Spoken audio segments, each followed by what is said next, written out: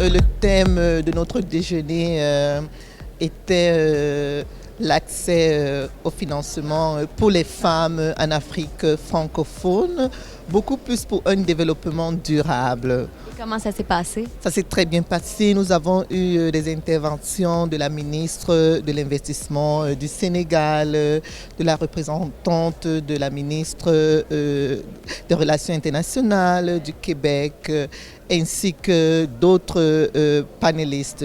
J'étais conférencière, j'ai donné mon point de vue sur ce qu'il y a encore à faire en Afrique pour encourager non seulement la participation des femmes dans l'entrepreneuriat, mais comment ouvrir les portes pour que ces femmes aient accès à des financements. Et parlant de financement, je ne parle pas juste des octrois et des crédits à ces femmes-là. Je parle aussi du renforcement des capacités afin que ces femmes-là soient amenées à bien développer des projets qui sont bancables, qui pourraient les permettre de lever les fonds dont elles ont besoin. J'ai aussi intervenu par rapport à notre expérience en Afrique du Sud, où nous voyons aussi beaucoup d'entreprises. De fait, toutes les banques en Afrique du Sud aujourd'hui, et je parle beaucoup plus précisément des 4 grandes banques sud-africaines, ont des programmes pour des femmes entrepreneurs. Donc, je crois que c'est une pratique que d'autres pays aussi devraient, s'ils ne le font pas déjà, devraient implémenter. Les banques sont là pour soutenir les femmes entrepreneurs, mais ce n'est pas facile. Les femmes restent toujours un risque. Pourquoi on dit un risque? Un risque pour les banques. Je sais que mon débat ne devrait pas se limiter aux gens, mais la réalité est telle que des études nous ont prouvé qu'il est plus difficile pour des femmes d'avoir accès au financement. Et pourquoi? Pourtant, encore, ces mêmes études nous disent que des femmes sont amenées à rembourser à temps. Elles payent à temps, mais malheureusement, les institutions financières ne le trouvent pas toujours crédible. Il y a un certain nombre de facteurs que je ne saurais citer ici, qui bien évidemment empêchent ces banques à octroyer des crédits. Mais le plus important, c'est déjà d'avoir une politique qui encourage la participation des femmes dans des entreprises et beaucoup plus aussi qui encouragerait les banques à octroyer des crédits à ces femmes entrepreneurs. Avez-vous tenté de trouver des solutions à ces problèmes-là? Oui, bien sûr, nous avons eu des suggestions venant de plusieurs personnes. De mon côté, c'est ce qui est très très important déjà, c'est ce que nous appelons un multi-stakeholder approach, où les banques devraient travailler avec des associations de femmes, avec des femmes entrepreneurs et avec même des gouvernements pour développer de meilleures stratégies et de pouvoir les implémenter. Mais encore, mon expérience aussi me dit que des femmes ont besoin de formation dans des domaines très importants. Par exemple, la négociation. Nous avons une des femmes que je connais d'ailleurs qui se sont lancées à prendre des crédits, mais beaucoup plus au niveau des microfinances et à payer des taux d'intérêt aussi élevés qui à la fin ne les avantageaient pas ou bien n'avantageaient pas les entreprises. Mais une femme bien aguerrie, bien évidemment, saura non seulement comment négocier les frais qu'elle devrait payer, mais pourrait aussi comprendre ce que ça rapporterait à court, moyen et long terme à l'entreprise. Nous avons parlé aussi du besoin non seulement des multinationales, mais du secteur privé et ainsi que du gouvernement, de travailler ensemble afin que des femmes aient accès à des marchés. Je travaille avec beaucoup de femmes entrepreneurs qui me disent... Et vous en êtes une aussi? C'est vrai, merci. Qui me disent, dans nos cas bien précis, ce n'est pas toujours de l'argent dont on a besoin. Nous avons besoin des marchés. Nous aimerions que le gouvernement ou bien les grandes multinationales puissent sous-traiter, puissent s'approvisionner de leurs produits à partir de ce qu'on peut leur offrir. Oui. C'est un petit déjeuner qui a été très nourri en discussion et en présentation. Le thème, effectivement, c'est le financement de la femme entrepreneur en Afrique francophone, les problématiques et les solutions aussi. Il y avait beaucoup de femmes autour de la table, au niveau, dont la ministre Madame Baye du Sénégal, la représentante de la ministre du Québec en relations internationales et francophonie, et puis d'autres expertes. Il y avait aussi des hommes. La discussion a été très intéressante parce qu'elle est allée au cœur du problème. Et pour moi et pour la Banque africaine de développement, le financement de la femme entrepreneur est un thème très important. La femme africaine en général et en Afrique francophone représente 50% de la population. Elle représente 70% de la population active rurale en Afrique. Donc la femme nourrit l'Afrique. Et comme elle, dans les deux sens? Dans les deux sens. Comme elle représente 50%, comme on dit, le monde a besoin de deux jambes pour marcher, sinon on ne peut pas avancer. Le financement de la femme entrepreneur, ce n'est pas seulement l'accès au crédit. Alors il y a l'accès au crédit, mais il y a aussi le renforcement de la capacité de la femme. Quand une femme veut évoluer, elle veut faire croître son entreprise, elle a besoin de savoir comment poser sa candidature pour un prêt à une banque. Des fois, elle n'ose pas parce qu'elle ne sait pas. Beaucoup de fois, elle ne sait pas comment faire un business plan.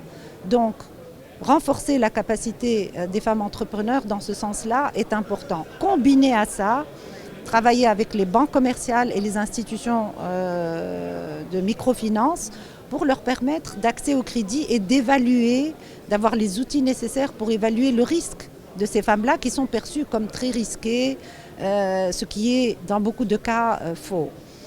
La problématique au niveau des banques, c'est quoi? C'est que quand une femme demande, supposons, un prêt de $100, on lui demande $250 de garantie qu'elle n'a pas, donc elle ne peut pas avoir accès. La Banque africaine de développement a mis en place un processus et un instrument financier de garantie de portefeuille. Donc pour chaque prêt qui est accordé, la Banque africaine de développement donne une garantie de 50% de ce prêt auprès des banques. Donc il y a un partenariat avec les banques commerciales et les institutions de microfinance pour que ces institutions aient plus de confort et qu'on partage le risque avec ces institutions pour qu'elles prêtent aux femmes entrepreneurs. Et pourquoi est-ce que c'est un sujet qui vous tient énormément à cœur? Est-ce que parce que vous y croyez, vous investissez énormément sur ce sujet? Alors, moi, je suis une militante fervente parce que je crois aux femmes, premièrement. Je crois que, l'égalité des genres est un droit pour la femme. 2, je crois qu'une économie comme l'Afrique ne peut pas se développer si 50% de la population n'est pas autonomisée et n'a pas la capacité de contribuer concrètement et efficacement à promouvoir cette économie. Et parce qu'on parle de la femme africaine comme la femme du marché, la femme qui reste au niveau de la micro-entreprise, ce qui est faux. La femme africaine entrepreneur est une femme qui est orientée vers la croissance. Il lui suffit d'un peu de renforcement de capacité, d'un peu de financement pour qu'elle passe de la micro-entreprise à la très petite, à la moyenne. Et on a vu beaucoup de cas de ce genre. Donc, aider la femme, c'est aussi aider l'économie de l'Afrique à avancer. C'est très intéressant. Et finalement, pour terminer votre conférence, est-ce que vous avez offert des solutions ou des idées à offrir pour qu'il y ait un changement? Alors il y a 2 recommandations, je pense, qui sont sorties de cette conférence et de ce petit déjeuner. D'abord le partenariat. Donc on avance plus loin quand on est ensemble. Il y a un proverbe africain qui dit « quand on court tout seul, on va plus vite, mais quand on court ensemble, on va plus loin ».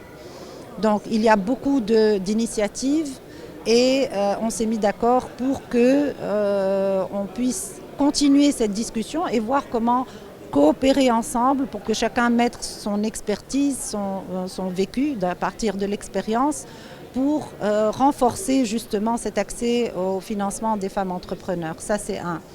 La deuxième chose, c'est par rapport aux produits financiers qu'on peut utiliser. Et moi-même, dans mon passé, un passé récent à la Banque africaine de développement, quand j'étais manager des marchés financiers, j'ai mis en place le Fonds africain de garantie pour les petites et moyennes entreprises qui ciblent 30% des femmes. Donc la deuxième recommandation, c'est d'utiliser ce fonds africain de garantie qui est basé maintenant à Nairobi, qui est un fonds commercialement viable et pleinement actif pour justement essayer de lier le côté financement au côté renforcement des capacités que beaucoup d'NGO et beaucoup de gouvernements aussi sont en train de pratiquer. On essaie d'avoir des résultats. Les résultats, c'est important parce qu'à la fin, vous savez, on discute. Ce qui est important et dans notre travail, nous, de développement, c'est qu'on voit les bénéfices qui sont apportés à la population. Et pour ça, on doit suivre et on doit mesurer et on doit être efficace. C'est très inspirant. Merci beaucoup, Madame Mokadem. Merci à vous. Je suis présentement avec Sheila Copps. Vous étiez vice-première ministre du Canada de 1993 à 1997. Vous vous y connaissez, vous êtes implanté un peu dans la politique et tous les différents sujets. Mais là, vous aviez parlé d'un sujet fort intéressant, c'est l'entrepreneuriat pour les femmes. Et vous sortez de ce déjeuner-là. Parlez-nous un peu de comment ça s'est déroulé. Bien, on avait tellement de femmes avancées dans le domaine, y compris les femmes ministres, y compris les femmes entrepreneurs, les femmes qui dirigent des banques. Alors, j'ai participé au premier forum il y a 12 ans passés et de voir la qualité de la présentation aujourd'hui et surtout la qualité des femmes qui s'impliquent et dans la politique et dans l'entrepreneuriat, c'est vraiment bien. Et comment ça s'est évolué depuis ces 12 dernières années, ces conférences? Mais je pense aussi, on a beaucoup entendu depuis ces 3 jours sur l'expansion en Afrique. Évidemment, ça s'appelle Afrique Expansion. Et Amina Gerba, qui est la présidente, a suivi le chemin de l'expansion ici, en même temps qu'il y a un déroulement, un intérêt en Afrique de beaucoup d'entrepreneurs. Et ça paraît aujourd'hui, tous les gens qui viennent ici de tous les pays de l'Afrique, qui donnent des conférences, c'était vraiment, depuis 3 jours, fort intéressante. Et je pense que les gens ont sorti avec beaucoup d'accords entre... Oui, et aussi d'accords de business. Donc, on a des résultats. Et dites-nous, qu'est-ce qu'on a parlé concrètement pendant le déjeuner qu'il y a eu sur la femme? Bien, la question, c'est d'abord l'encadrement, que si on veut avoir des prêts, par exemple, il faut que les banques s'impliquent de plus, mais aussi il faudrait que les femmes s'organisent d'une façon rationnelle pour être capables de s'intégrer avec les banques. Parce que pour le moment, là, les microfinances, souvent, ils demandent beaucoup plus de garanties de ce qui est demandé par les banques. Et ce n'est pas juste de demander 2 fois votre prête parce que vous n'avez pas d'expérience. Alors, une fois, c'est l'œuf et la poule parce que les femmes aussi doivent s'organiser en fonction de leur business. Et aussi, les banques et les institutions doivent changer un peu leur pensée par rapport aux risques qu'ils sont prêts à porter auprès des entrepreneurs femmes parce que les femmes ont plus de chances de réussir dans les PME que les hommes actuellement. Elles ont plus de réussite. Et pour vous, c'est un sujet qui vous tient à cœur parce que vous êtes une femme qui s'est rendue très loin. Parlez-nous un peu de ça. Bien, j'étais 25 ans dans la politique et évidemment, dans la politique, on œuvre pour tout le monde. Mais depuis que j'ai quitté, ça fait 10 ans que j'ai une compagnie de communication et puis je vois jusqu'à quel point il y a toujours des blocages envers les femmes.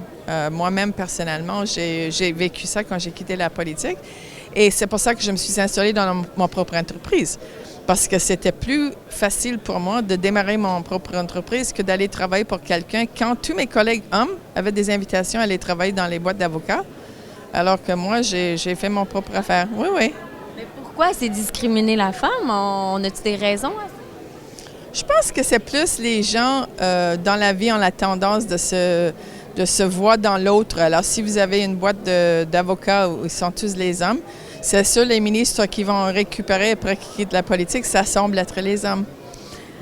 Pour une raison que j'ignore, 90% des compagnies Fortune 500 au Canada n'ont pas aucune femme sur le conseil de direction dans le moment. Alors, ce n'est pas seulement en politique, mais aussi dans le secteur privé où on a beaucoup de pain sur la planche pour accéder à une vraie égalité. Et là, tranquillement, est-ce qu'on commence à trouver des résultats?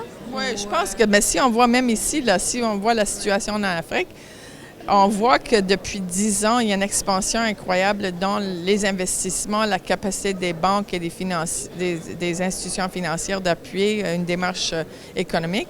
Et ça paraît aussi, mais un chiffre que nous avions vu hier dans une des présentations, c'est qu'en même temps, le niveau de vie des gens dans la pauvreté ne semble pas se lever. Alors, il y a toujours la question de la responsabilité sociale par rapport aux investissements, parce que les investissements s'accruent, mais en même temps, on a toujours les problèmes de chômage chez les jeunes et de la pauvreté. C'est ça qu'il faut travailler.